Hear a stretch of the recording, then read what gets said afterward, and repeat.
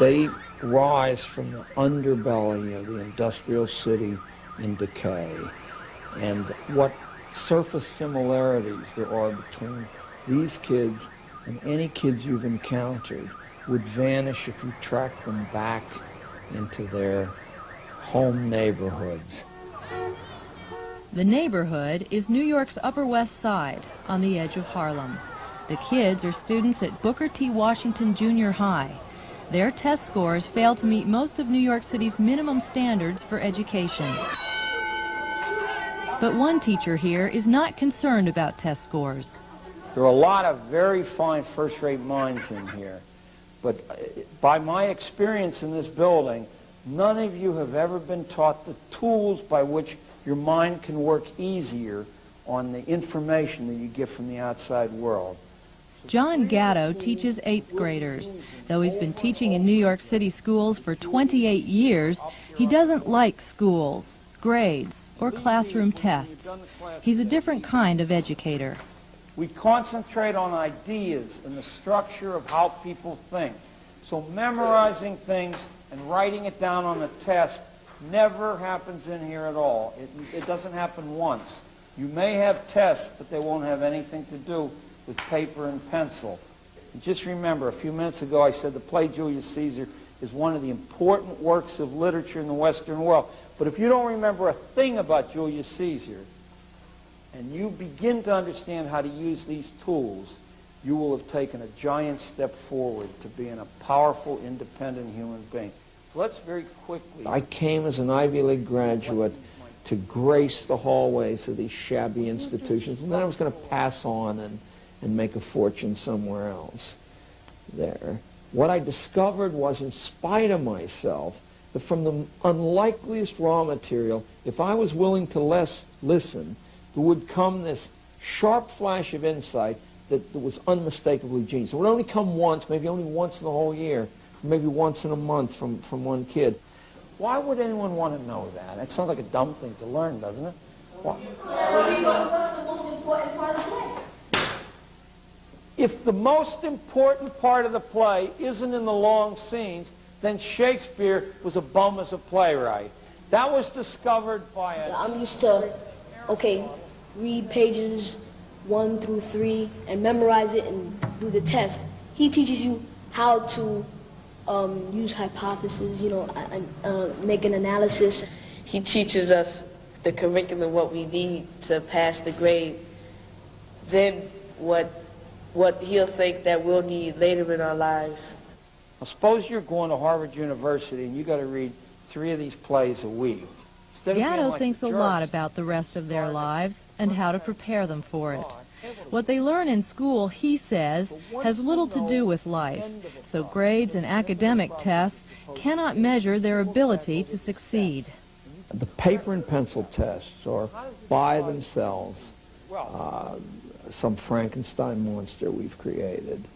There's no complex task that will allow itself to be reduced to the particles of fill-ins or multiple choice or true-false questions. None. He looks his friend in the eye and he says, "And you too, Brutus?" This is it in Latin. I don't teach the kids that education's bad. I say that schooling's bad.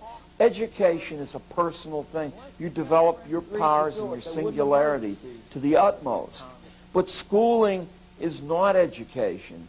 Schooling's an attempt to write the one right way for everybody. And in that sense, it's an evil thing because there's infinite variation in humanity. Confining people in rooms and monitoring every minute of their lives in those rooms couldn't possibly fit into any definition of education that's come from any corner of the world. None. I'm going to give you each a copy of this thing. Gatto works hard finding ways to get students out of school. He teaches in the classroom because he has to. But his real curriculum is a combination of independent study, class field projects, community service, and apprenticeships. Because he says only in real-life experiences can students teach themselves and test themselves. You can't really be taught you gotta teach yourself. He can only open the door for you, and you gotta learn what you want to learn. That's how it should be. What would you personally expect to get out of studying independently? What would you be out to get for yourself? You would be your own teacher, and the curriculum would be a curriculum you write yourself. In those 37 weeks, I would try to use it to get to know what I like to study, and time to myself to know who I am and what I like to do with my future. Every great system of philosophy this world has ever known has ultimately come down to self-knowledge as the key to the good life. Self-knowledge requires large periods of privacy, time spent testing who you are and what your limits are. This can't take place while someone's filling your time with orders or tests or wonderful activities. So I'm really trying to hand them back their lives, and I'm trying to make myself available to them as a resource.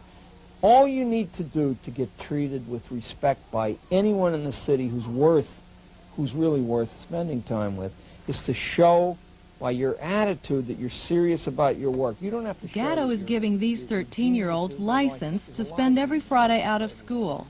The student, a parent or guardian, and Gatto sign a contract that explains why the student is not in school.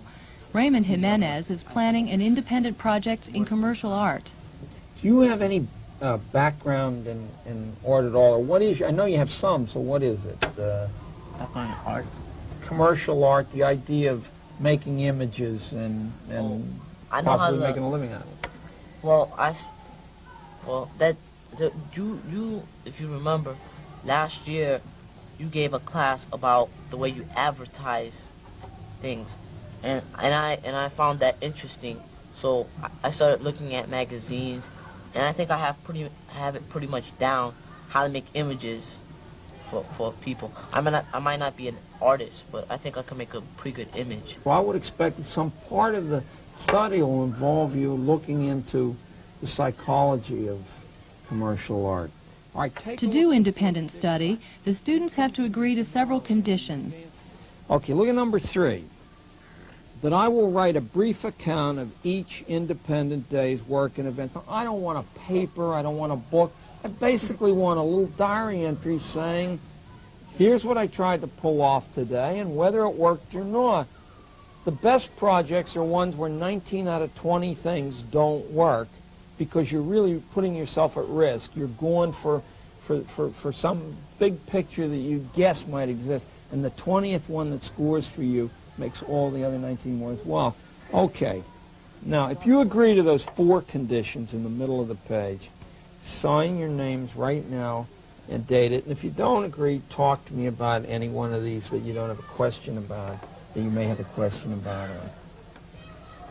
Okay, so how about if you just want to think about it a little more? You can take 2 or 3 sessions to think about it. One of the worst things about these schools is they don't ever give kids time, private time, to think about what they want to do. I don't know of another... I measure the success the same way you or the world would measure the success, by their performance.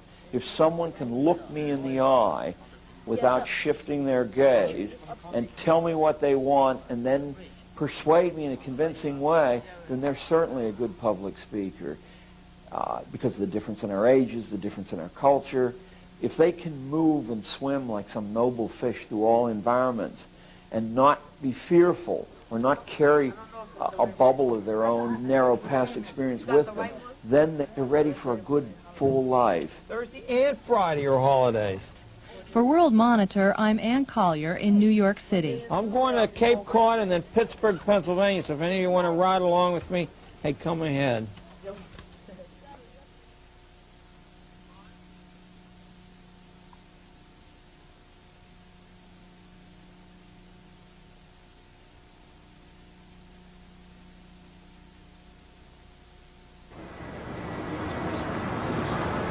It's 7 a.m. on the west side of Manhattan, outside Booker T. Washington Junior High. 2 students are here early because it's Friday, and they're in Mr. Gatto's class. Fridays are when his students go about learning in some unusual places. Today, Francisco Posad is being sent to the principal's office. At the end of the day, you should know how a principal thinks. Does that make some sense to you? There used to be a great general named Napoleon who said that a private soldier ought to carry a general's, field marshal's baton in his pack. He meant that everybody ought to be ready to assume command. But to do that, you have to know what the habits of command are. Longtime 8th grade teacher John Gatto is outside the classroom today because that's where he'd rather be. It's where he says the best teaching takes place. Right now, he's preparing Francisco for a day of apprenticeship. So keep your eyes and ears open. Lend him a willing pair of hands. Let him see that you're ready to work in exchange for what he's going to teach you. But ask questions, okay? Gatto apprentices students to professionals regularly because he says first-hand experience is the only way a student can really learn. That was about programming. Mr. Glassman's making coverages. Someone just called on the intercom. Okay, now, did you hear that buzz? The first 3 lines on the left are outside calls for the school numbers, but those are picked up by the secretary. The last line is called the principal's private line. Now, that's really big shot, right? They don't really know what the world of work is, and I don't think we've ever had a generation so remote and alienated from making the world work. I apprentice them to people who are doing real things, and I tell the people, don't be nice to the kid, tell the kid how you think. Now, how many of you have ever been in an 18-wheeler or a big tractor-trailer truck? Anyone? You have? Ron Hitchon, owner of a trucking company in Secaucus, New Jersey, has 4 apprentices from Mr. Gatto's class today. Some of our customers that we ship to are Sears Roebuck. Have you ever heard of Sears? Yes. How about Wallet? This is the 2nd year Hitchon has taken John Gatto's apprentices. And you're going to go down to the port in Elizabeth, New Jersey, and see how we pick up merchandise to ship to other parts of the country. John asked me if I would get interested in his concepts of education, and I agree with them. I think they're sound. I think that the best way to learn is to have these life experiences, and the more you have, and the more constructive ones you have, the better able you'll be able to become an independent person in society. What are you going to do when you get older? Go to law school. All right, good for you. How about you, Stanley? Air Force pilot. An Air Force pilot? That's good. Of course they need the basics. We all need them. And the basics are generally compressed into reading, writing, and arithmetic. They need to test the basics on reality. They can't test the basics in endless abstraction, in endless blackboard work.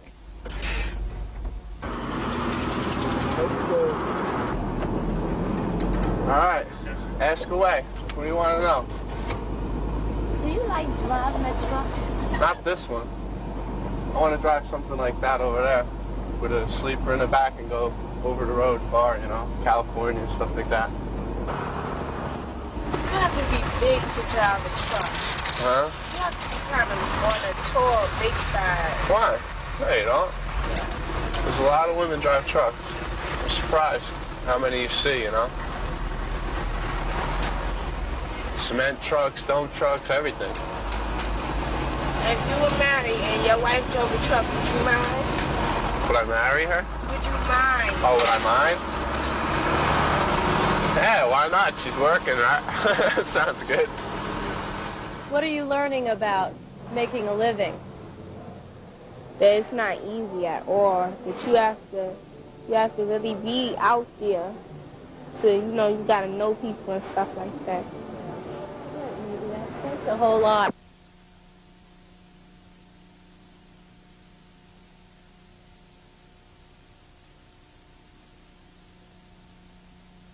What are you going to do when you get older?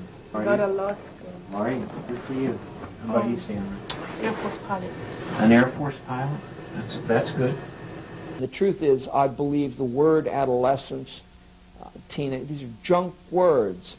Anything that goes on in the world of any sophistication is accessible to a 13-year-old mind. Aisha and Nubia, this is Joanne. Joanne's going to show you. Here, these 13-year-olds are learning freight consolidation, how merchandise moves through the company's warehouse. Okay. So you go, and you ask any questions you want. Okay. In that school, we're the only kids with resumes in, what, the 8th grade now? And I don't think, and Mr. Gatto lets us out. He don't just keep us bundled up. He don't tell us we got to do this, we got to do that. He let us pick our own subjects and everything else. I started learning stuff that I never learned before. While some of Gatto's students do apprenticeships on Fridays, others do community service. Today, for example, in a local soup kitchen. We've turned our children into parasites. That's an ugly word, but it's absolutely true. By reserving them into schoolrooms and having them think that they have nothing to give back to the world at all for 18 years. Volunteer service teaches you not to be a parasite. It gives you hands-on experience with compassion. It also gives you something that kids can't get any other way. At least most kids can't get any other way. It gives you real responsibility. To do your homework is a fake responsibility. I like that he teaches us useful things and not just writing notes on the board that we just copy and it's just wasting our time. We should know how the world is so when we get out there we know most of it. I would test whether they can be responsible by giving them a responsibility. For example, running the homeless soup kitchen, which none of my kids do, and if in fact they can do that without fear, contempt, or mockery of the lives that are more unfortunate than their own, then what they've proven is that they can accept responsibility responsibly. Y'all need anything else? Doing this, Gatto says, is far more important than passing any test in a classroom. For World Monitor, I'm Ann Collier in New York City. It's not a way.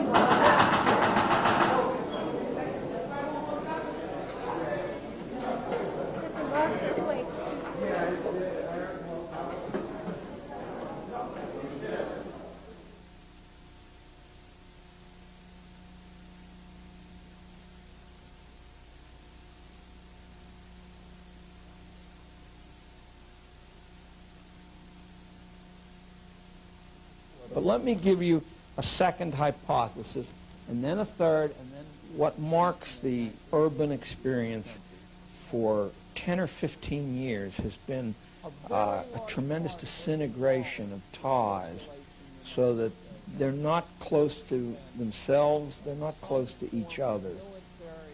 In the school that class exists in, 84% of the kids don't have two parents. And about 30% of them don't have any parents at all. They live with an aunt or a grandparent or someone else.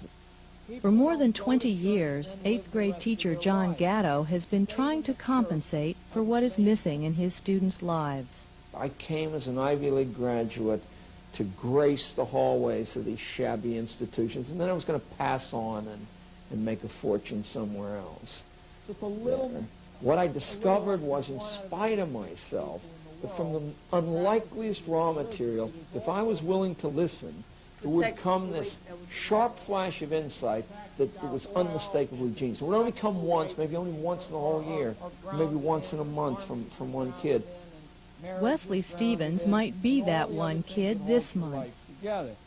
Is that your character, the Crusher, or is that someone else's character that you drew? Well, it's mine, right? Okay. But I got the shape of the body. He's one of several boys putting together a comic book company as part of the alternative curriculum Gatto uses to help students break out of what he calls the programmed environment of school. What we're aiming for, I hope, is the actual production of a comic book that can be distributed. Well, you can use that one issue to get you in. I think I can get you an interview at Marvel Comics to talk about the ideas. What are you working on right now in terms of... I'm working on art. I'm just like trying to find out what would really fit a comic book real good. Not just like somebody that would make everybody laugh, but, you know, make them want to read it. And, you know, like, get the feeling like, yeah, like they really did. Yeah. Like they in the comic book. Like, say, Crusher. Like him. Say, Like many of Gatto's students, Wesley comes from a rough neighborhood.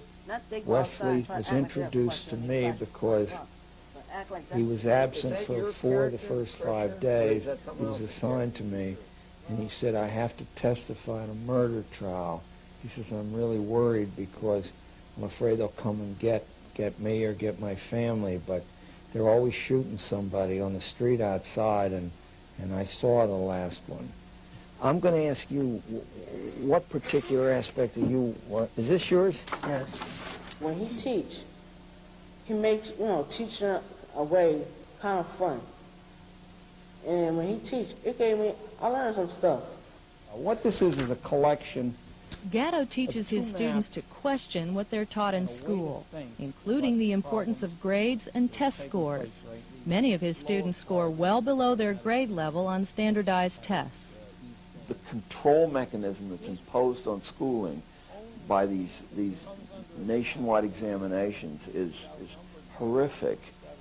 What school does, and it does it superbly well, is that it surveys for 12 years a kid's inclination to deviate. If the those inclinations are inscribed on the record from 1st grade through 12th grade, if those inclinations are sufficiently serious, then 3/4 or 4/5 or 9/10 of the doors in society close to that person. And if you tell people often enough that they're down here on the bell curve, they'll imprison themselves. We just talked about getting you an audience and getting you some staging area. For their independent project, these girls are planning a fashion show to be held later this year in a hospital or nursing home. So his students can work on unconventional projects like these, Gatto sometimes pulls them out of other teachers' classes, and that can be a problem. A lot of teachers, like today, some of our teachers be mad because they be like, you missing our work and you're doing all his work. John Gatto freely admits he's out to sabotage the system. This poster outside of his classroom has the message, how to de-emphasize schooling as an institution. That approach has not made him popular among some of his fellow teachers. Many people don't appreciate what he does. His philosophies are diametrically opposed to what they think educationally and what they do. As the school's principal, Jules Linden often finds himself mediating between Gatto and other teachers who are unwilling to be interviewed about their conflicts with Gatto. I love what he does. Sometimes I'm not ecstatic how he goes about doing it. See, John would like to destroy the entire system, but he really has nothing to take its place. And as bad as the system is, it's better than chaos. How would that help you? Tell me. Teach me about a fashion show. If you had both. Anybody can do this. It doesn't require charisma or talent. It simply requires understanding what people need. It's like feeding somebody. Anybody can feed somebody as long as they know what food is. Or any other. It's really letting kids teach themselves. Yes, sir. Me and Victor always wanted to like establish ourselves as our own company instead of getting. These kids have gone from being people who sat waiting for my instructions to people who give themselves their own instructions. They see themselves now, to some extent, as independent of the school's evaluation of them and measures of their own worth, their own self-critics. I think there have been grand successes that they've earned for themselves. Wilma Amaro is what Gatto calls a grand success. Last spring, she spoke at a United Nations Youth Conference on the environment. My name is Wilma Amaro. I'm 13 years old. I live in New York City. She talked about water pollution, and she apologized for when bottles launched for a class science project washed up on a New Jersey beach. My legs are full of acid, and I drink. Gatto doesn't keep records of his students' successes, but of the 3,000 students he's taught, he says about 500 have come back to see him. Among these, there are former high school valedictorians, authors, entrepreneurs, filmmakers, and New York City teachers. Thank you. Gatto says it's the less obvious accomplishments that he prizes the most.